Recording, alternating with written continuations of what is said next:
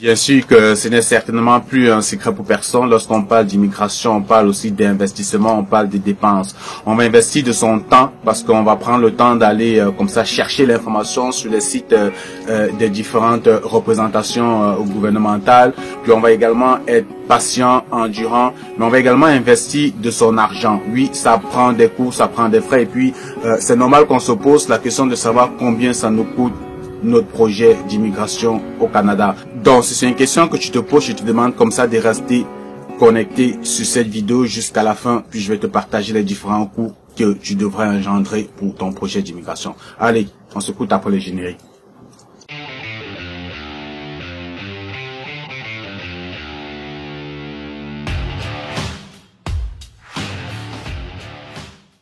Donc, bonjour une fois de plus les amis, je me présente, je suis Exponentiel Fodio, votre ami qui vous parle des questions d'immigration sous forme de tutoriel vidéo. Oui, vous l'avez bien entendu, je vous partage sous forme de support vidéo, de capsules, des tutoriels qui vont vous permettre par vous-même de constituer vos dossiers d'immigration. Avant toute chose, je tiens toujours à rappeler que je ne suis ni un consultant, ni un avocat, ni un agent d'immigration. Je suis tout simplement quelqu'un qui a immigré au Canada par lui-même et qui vous partage son expérience. Allez, donc si tu tiens à immigrer au Canada, puis si c'est quelque chose qui t'intéresse, je te demande de t'abonner à ma chaîne YouTube, surtout de partager puis de liker mes vidéos.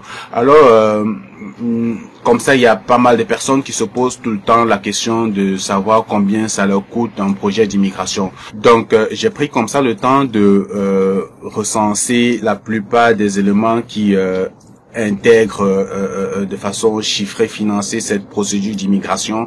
Une chose que tu vas déjà savoir, c'est que les dépenses que tu vas faire, c'est des dépenses vraiment par étapes, en fonction de l'évolution de la procédure. Donc, la procédure d'immigration, c'est vraiment une courbe croissante et plus la procédure avance dans les étapes, plus toi tu dois dépenser de l'argent. Donc avant toute chose, tu dois savoir que les frais que tu dois dépenser dans cette procédure, c'est vraiment des dépenses par étapes.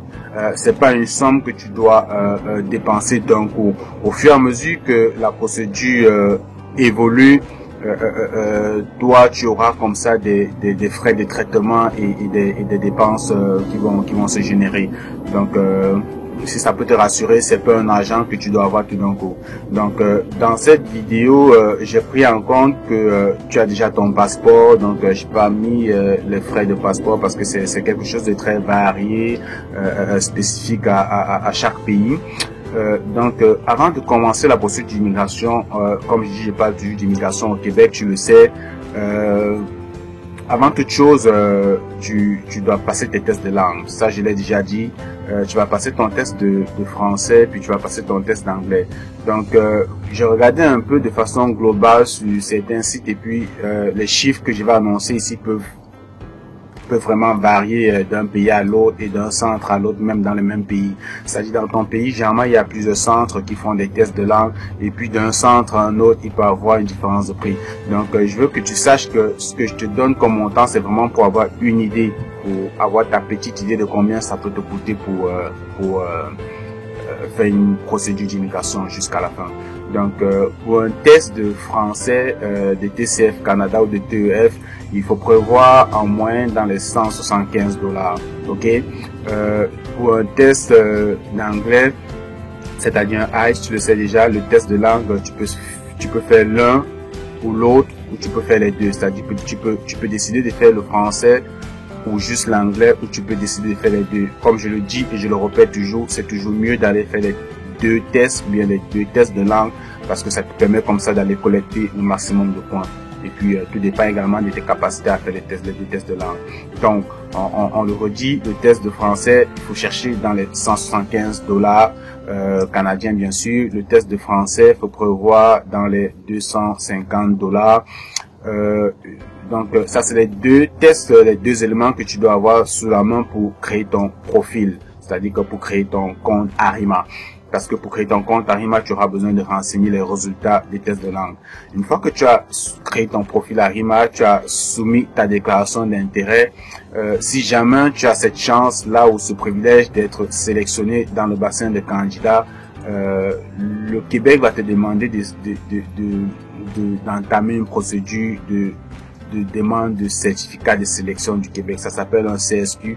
Et puis ça, c'est une procédure qui est propre au Québec. Il y a que la province du Québec qui fait le CSQ. Donc pour ton CSQ, ça va te coûter comme ça 812 $ pour toi. Et puis si tu fais la procédure avec ton épouse, ça va te coûter 174 $ pour ton épouse et 174 $ supplémentaires pour chaque enfant en charge. Donc je me répète, 812 $ plus 174 $ pour ton épouse, plus 174 $ pour chaque enfant en charge. Donc on vient de traverser la première étape. Tu as fait tes tests de langue, tu as fait ton CSQ, puis tu as obtenu ton CSQ.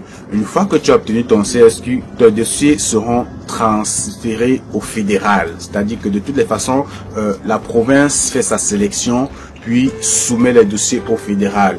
C'est le fédéral qui va se charger vraiment de décider de si tu viens au Canada ou si tu viens pas. Donc tu vas faire une demande de résidence permanente qui se fait au fédéral. C'est vraiment une deuxième étape et c'est rendu à cette étape que tu vas passer des examens médicaux. On va tester, on va vérifier un peu ton casier judiciaire ou bien ton certificat de police, ton état de santé, et c'est la somme de tout ça qui va finalement définir ou décider de ta venue au Canada ou pas. Donc pour la résidence permanente, ça va te coûter 1040 $. Donc ça va te coûter 1040 $ pour ton dossier de résidence permanente.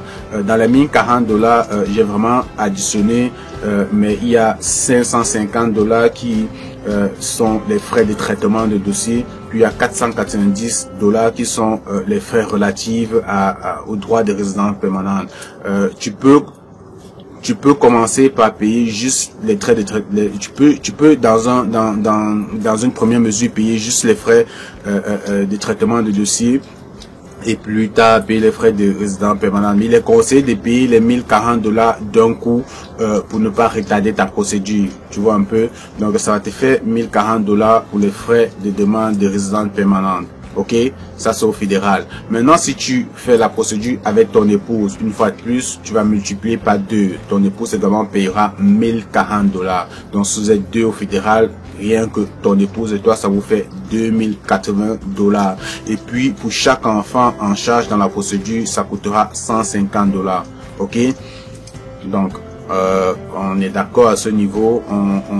Également à ce niveau du fédéral, à une étape, le fédéral va te demander d'aller passer les examens médicaux. Ça aussi c'est quelque chose qui varie vraiment d'une clinique à l'autre, d'un pays à un autre, mais de façon sommaire, faut prévoir environ 250 $ comme frais d'examen médicaux. Ça c'est pour toi, puis tu sous-entends que si tu as une épouse, des enfants, tu fais juste la multiplication. Ok, donc on se résume. Pour immigrer au Canada, je suppose que tu as déjà ton passeport, donc ça, tu sais combien ça te coûte. Tu vas passer les tests de langue, tu vas te passer les tests de français, prévoit environ 175 $. Tu vas passer les tests d'anglais, prévoit environ 250 $. Tu vas faire ta demande de CSQ, ton dossier de CSQ, ça va te coûter 812 $. Si tu as une épouse, ça te coûte 174 $ de plus, et puis chaque enfant également 174 $. Une fois que tu as traversé la province du Québec, le CSQ, tu passes au fédéral. Au fédéral, ça te coûte 1040 $ pour les frais de résidence permanente. Et puis pour chaque personne dans le dossier, je veux dire pour ton épouse qui t'accompagne, tu ajoutes également un 1040 $ de plus. Et pour chaque enfant, tu ajoutes 150 $. Une chance que je me suis souvenu, j'ai failli oublier ça.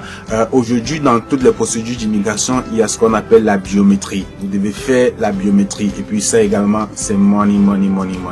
Donc la biométrie, les frais de biométrie, ça vous coûte 85 $ par personne. Mais si vous constituez un dossier de famille, de groupe, c'est-à-dire qu'il y a vous, votre épouse et vos enfants, il y a un package, vous pouvez payer 170 $. Donc il faut ajouter à ce que j'ai dit tantôt, la biométrie qui te coûte 85 $ si tu es seul, plus 170 $ pour le package familial. Et c'est pas tout. Ça, c'est des frais que tu vas dépenser pour vraiment construire ton dossier, comme j'ai dit, de bout en bout jusqu'à la fin. Mais il y a également des frais, ce qu'on appelle des frais de subsistance. Tu vois, quand tu vas arriver au Canada, le gouvernement te demande d'avoir un certain montant sur toi. Il y a une fiche que tu vas signer pour dire que, ok, moi, quand je vais voyager, je m'engage à avoir cet argent sur moi pour prendre en charge ma famille et mes enfants, ou bien si tu es seul, toi seul, pendant les 3 premiers mois. En fait, le gouvernement s'est dit, quand tu vas arriver au Canada, tu as besoin quand même au début de loger, de te nourrir, de prendre une maison, peut-être de te déplacer, le temps de chercher un travail et de tout ça. Tu as quand même besoin de certains éléments de base. Tu dois équiper ta maison, tu vas faire certaines dépenses, et puis ils se disent il faut que tu aies un certain montant. Donc cet argent là, je vais vous mettre une capture en fin de vidéo, parce que ça varie, comme j'ai dit, de plusieurs paramètres. Est-ce que tu es seul, est-ce que tu es en famille, nombre de personnes dans la famille. Donc c'est également quelque chose à prendre en compte, mais ça c'est vraiment à la fin. Et puis c'est un accord que tu signes avec le gouvernement pour dire que tu auras cet argent sur toi quand tu vas te déplacer. Donc j'espère que ça a été intéressant, cette vidéo pour vous. Puis je vous invite également de rejoindre mon groupe Facebook. J'ai créé un groupe Facebook où on échange comme ça des questions d'immigration relatives. Des gens posent leurs problèmes, puis j'apporte des réponses. Puis également d'autres intervenants dans le groupe qui ont également une expérience en immigration, qui sont déjà au Canada, qui aussi partagent l'expérience et répondent également à vos questions. Ça permet comme ça de rester focus sur la procédure d'immigration, de rester dans l'immigration, et comme ça d'aller également profiter des expériences d'autres personnes dans le groupe pour avoir une petite idée de la procédure. Donc j'espère que ça a été productif, cette vidéo. Si tu l'as aimé, je t'invite à la liker, à la partager, et surtout abonne-toi pour ne manquer aucune de mes prochaines vidéos.